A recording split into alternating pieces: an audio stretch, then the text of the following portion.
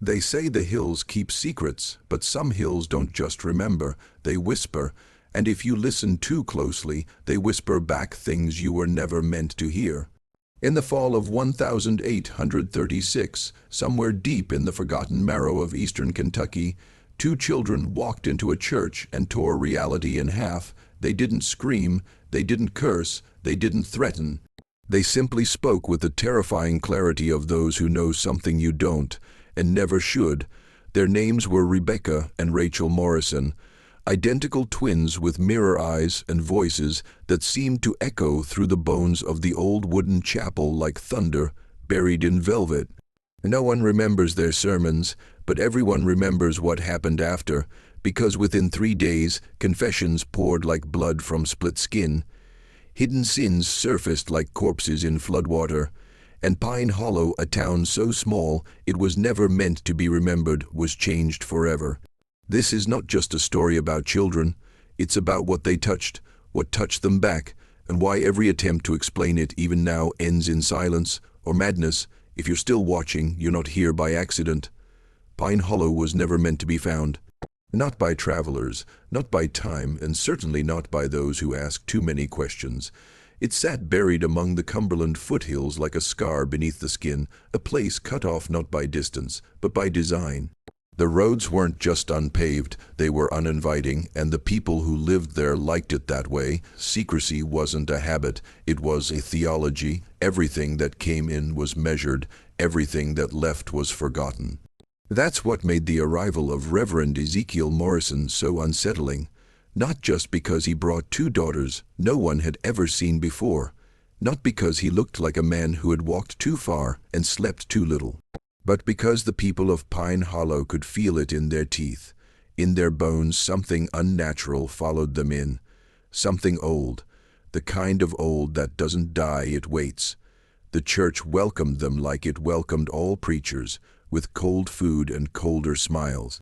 But that first night, after the fire burned low, Rebecca asked about the roses, and the moment she did, the past began to stir, not metaphorically, literally. She shouldn't have known. That's what shattered Pastor Phillips. Not the voice, steady and childlike, but the precision. Rebecca asked if the roses on the east fence had recovered from the blight, the one from 3 summers ago. No outsider should have known about that. Not even someone from the next valley. It wasn't written down, it wasn't talked about. The blight had nearly killed his wife's entire garden, and with it her will to live. Mrs. Phillips had cried for weeks. Silently, privately, yet this 9-year-old girl described the dying petals as if she'd touched them herself.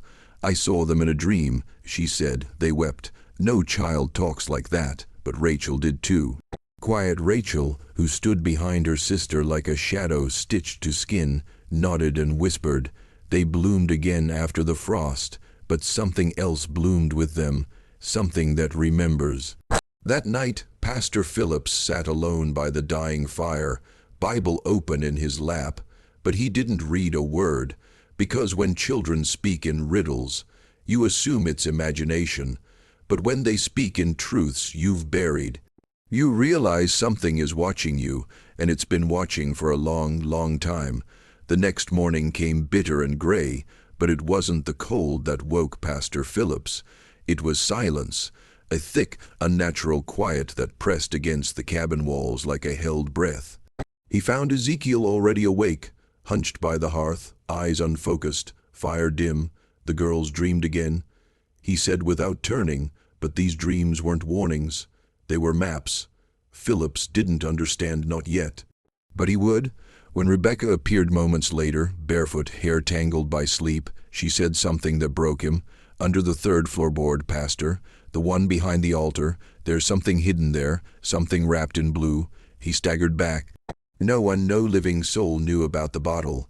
He'd hidden it months ago, along with the blanket scrap that once swaddled the son he buried 5 winters prior. A cruel totem of guilt, a secret between him and God.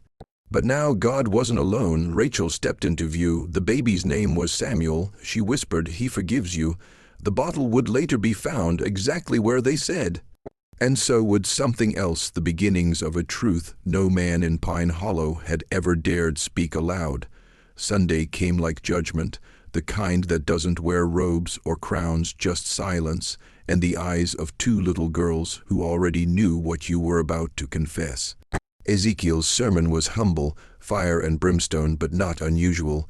It wasn't his words that burned, it was what followed. As the final hymn faded, Rebecca walked straight to Samuel Turner, a respected deacon, a man known for his generosity, and said, "It's not stealing if you put it back before next Sunday, right?" His face turned the color of ashes. 6 months, that's how long he'd been dipping into the collection plate, always planning to repay it once the crops recovered. But no one knew, no one should have known. Rachel moved next.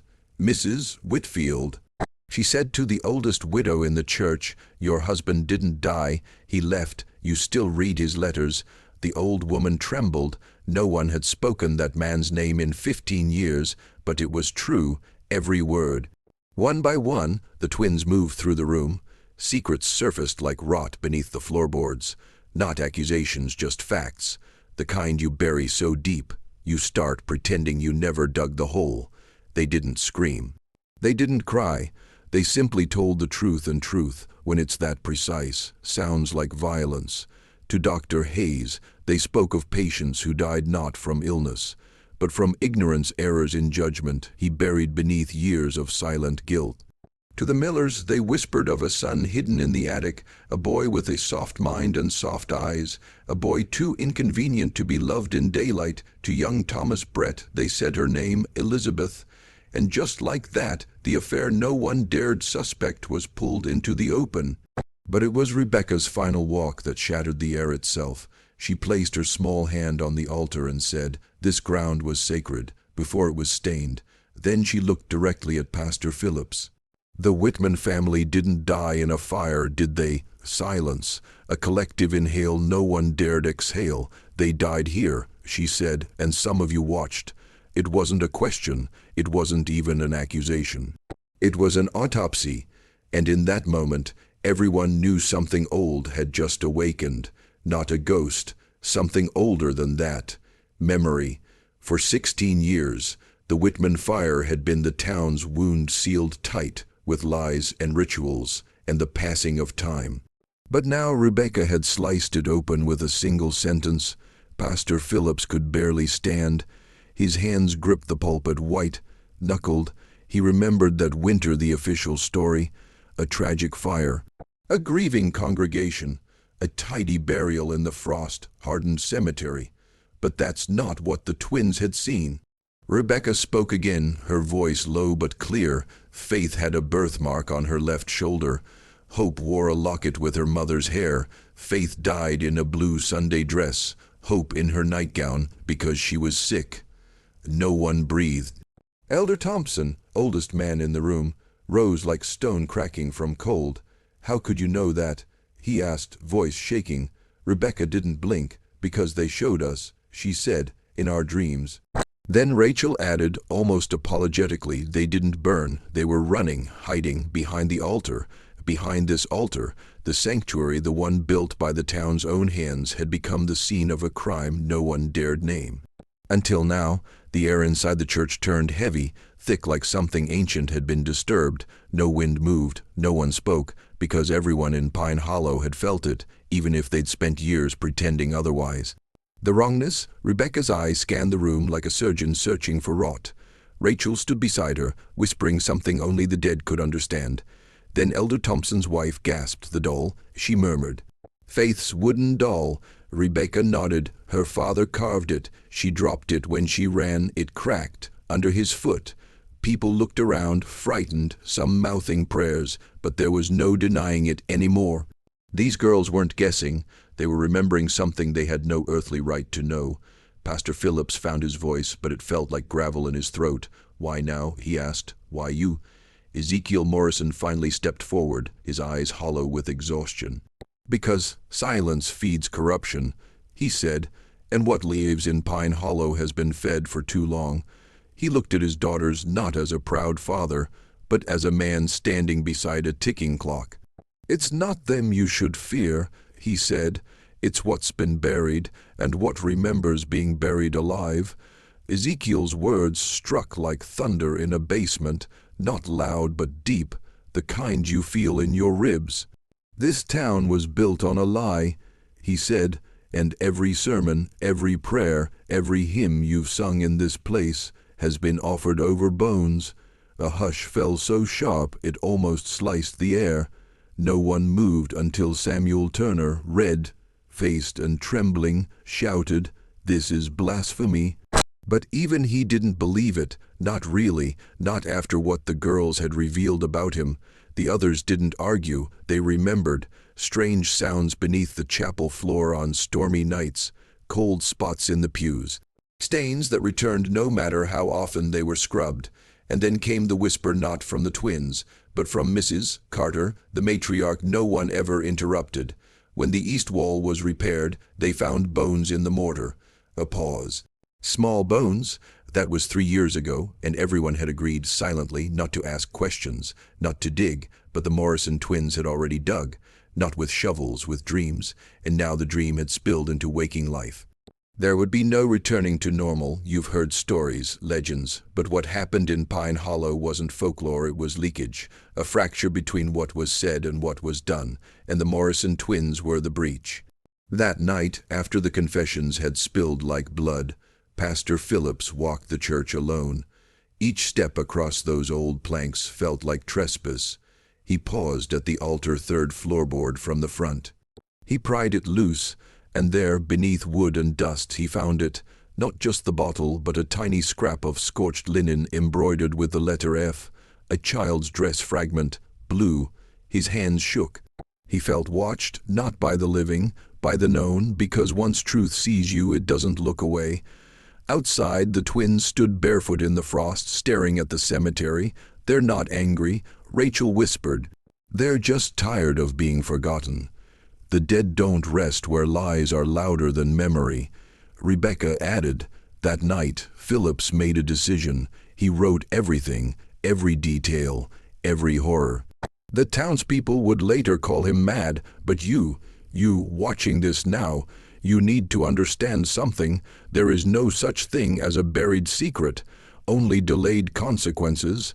Comment that phrase below twice if you feel it waking something in you. If you're ready for what comes next, stay with me. Some truths don't arrive, they return, like revenants clawing out of shallow graves. By Monday morning, Pine Hollow was no longer a town, it was a wound, split open by 2 9-year-olds with eyes that seemed to blink across time. People tried to pretend, tried to smile, but the air had changed. Conversations died mid-sentence. The church stood locked, and Pastor Phillips was missing. His wife claimed he left before dawn, but never said where. Ezekiel remained, tending quietly to his daughters, who no longer played, no longer spoke in riddles. They simply watched, and their watching was worse than judgment, because it wasn't hatred in their gaze. It was disappointment. They had a choice, Rebecca said. They chose forgetting. Rachel finished the thought, but the dead remember. The twins spent hours outside near the unmarked graves. They placed stones in a strange pattern one no one in Pine Hollow recognized. But when Mrs. Whitfield saw it, she fainted, because it matched the symbols carved into a letter her husband once sent her, the one where he confessed to witnessing the murder. That letter had been burned. But somehow the twins knew, and they were still just getting started. The pattern wasn't decorative. It was a map, not of the land, but of memory, of sin, of blood. The kind of map you only see when you've stopped lying to yourself. That night a storm rolled in, not rain-wind. Violent, shrieking wind that tore through Pine Hollow like it was trying to peel the town from the earth. Windows cracked, roofs lifted, and in the eye of the gale, the twins stood outside the chapel. Unmoving, unafraid, "They're waking up," Rachel whispered, "the ones who weren't allowed to sleep." Rebecca placed her hand against the chapel door. "It's time," she said. The door opened by itself, no lock. No creak, just obedience, and what they found inside changed everything. The altar had been split, not by hands, by pressure from below, as if the very ground had rejected the weight of centuries of lies. Beneath it, A crawlspace no one knew existed. Inside it, more bones, not 4, not 6, 9, adult and child alike buried in a pattern, a circle, with the remains of twins at its center. And then Ezekiel, shaking, whispered the words he'd feared for years. "It's happening again." There's something about twins that unsettles the human mind symmetry where chaos should live. Two faces, one soul, or maybe two souls that shouldn't have been separated. As Ezekiel stared down into the crawlspace, his breathing slowed. "This isn't the first place," he said. "There was another, in Georgia, before the girls were born." His voice trembled like someone recalling a dream that may not have been a dream at all. A town called Marrow Creek, another revival, another chapel, another set of twins. He looked at his daughters, his eyes filled not with love but dread. That pair didn't survive. Silence fell like ash. They weren't like mine. They were. Older, not in age, in something else. No one spoke. But the question hung in the air, was this a pattern or a curse? Rebecca knelt by the crawlspace. Her voice came cold and sharp. They tried to fix it. Back then, they thought killing the girls would end the cycle. She looked up. It didn't. Rachel finished her thought. It just made the next pair stronger. And suddenly it was no longer a mystery. It was a recurrence, a ritual, a replication across time. This was never just about Pine Hollow. That was the illusion that evil stays put, that secrets are local, but corruption, true corruption, migrates, like a sickness passed through generations, wearing different faces, whispering through different mouths. Ezekiel stood pale, trembling in the lantern light. "Sarah," he said, almost choking, "their mother. She saw it before they were born, said they weren't coming from her, but through her. He had called her mad. Called it grief, but now he wasn't so sure." Rachel stepped forward, her hand gently resting on her father's arm. "She didn't die in childbirth," she said. "She left." That was the moment the room froze. "She knew what was coming," Rebecca added, "and she tried to stop it, but she was alone, and they wouldn't listen." Pastor Philip's journal, the one recovered decades later, includes a single line written in a different hand. "The mother warned us. We buried her in the wrong place." A search of the churchyard years later would uncover an unmarked grave, deeper than all the others. Inside, a woman's skeleton, clutching a bundle of scorched cloth, the name embroidered on it, Faith. By now, Pine Hollow wasn't sleeping. Doors bolted, candles burned through the night, but light doesn't protect you from the past, especially when it never really ended. Pastor Phillips returned at dawn, drenched, eyes hollow, clutching something wrapped in oilcloth. The journal, his final record. "I saw her," he said, "in the woods, Sarah Morrison, or something wearing her face." The wind shrieked through the trees as he spoke. She said the twins weren't born. They were summoned, and every time the world forgets what was buried, they come back. He set the journal on the altar, no longer a place of worship, but of reckoning. The last page was dated November 18th, 1836. "They are not here to destroy us. They are here to remind us what we destroyed ourselves, and they always arrive in twos." The town gathered for a final meeting. Arguments flared, fear thick as blood in the air. Burn the church, banish the family, or worse, but the twins had already made the decision for them.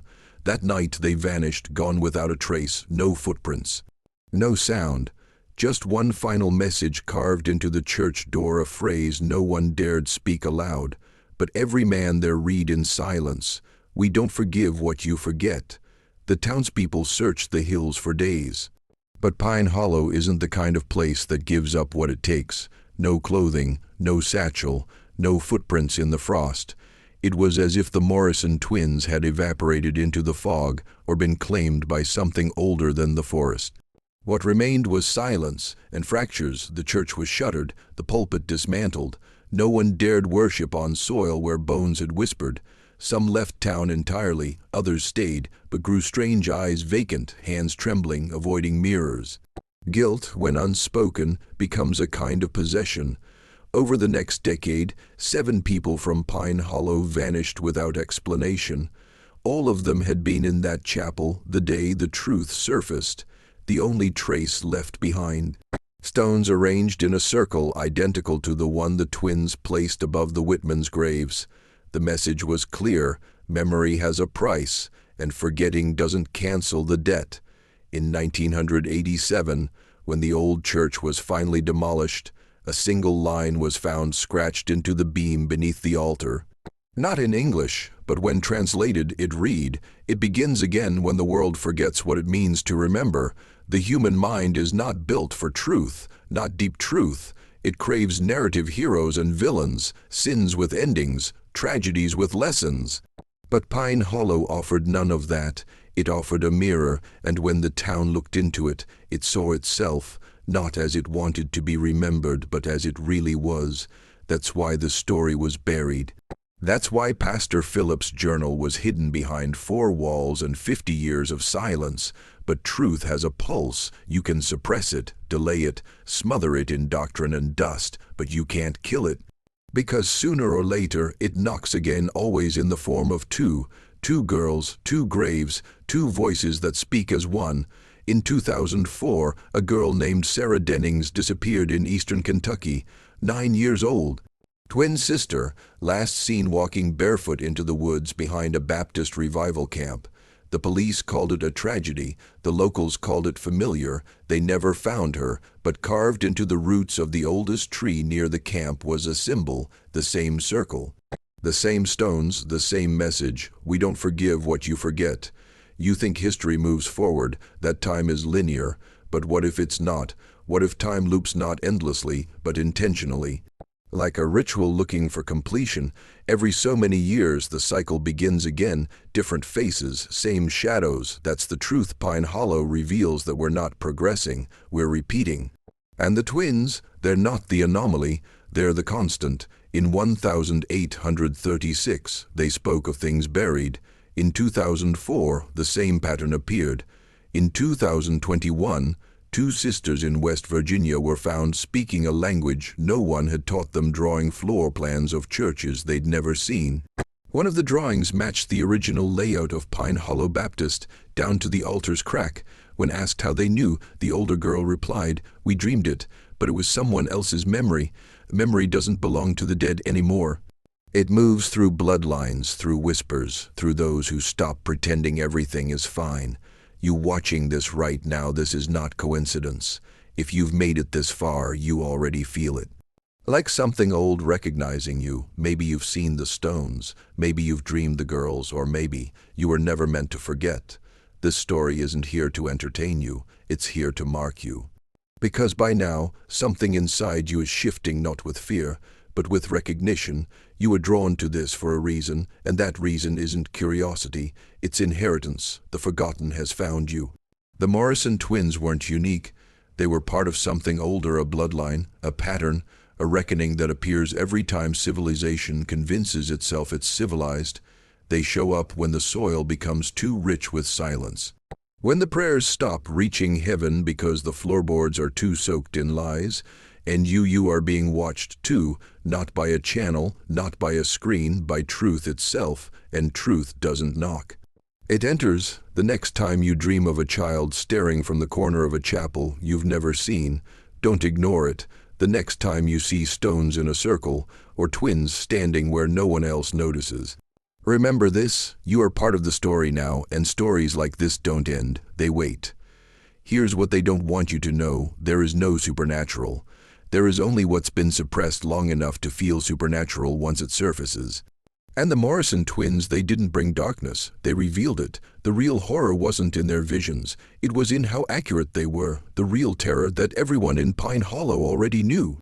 Deep down, and chose silence anyway, just like we do, every generation, every town, every institution built on bones and denial. And maybe, just maybe, the twins were never girls at all. Maybe they were the memory of consequence given form. 2 hands pulling back the veil, so you can never pretend again. That's what this story is. Not a haunting, a summoning, a call to remember what your blood already knows. And now it lives in you, because you've heard it, felt it, and that means you carry it. So choose carefully what you bury next, because truth is twins, and they always come in pairs. One to show you what was forgotten, and one to watch what you do next.